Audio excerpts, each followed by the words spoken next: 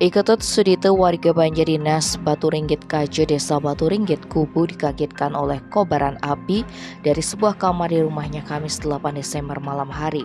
Kapolsek Kubu AKP Ineng Sona yang dikonfirmasi Jumat 9 Desember mengatakan peristiwa tersebut diketahui oleh pemilik rumah sekitar pukul 23.30.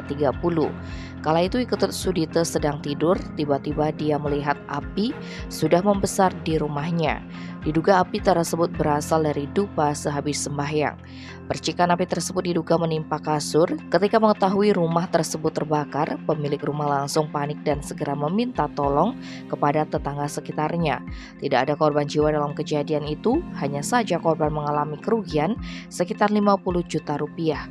Selain melalap bangunan dan barang-barang yang ada di dalam rumah, api juga menghanguskan uang sebesar 10 juta rupiah lebih dan perhiasan emas 8 gram. Api dapat dipadamkan sekitar pukul 00.05 oleh tim damkar Karangasem. Tim Bali Express melaporkan.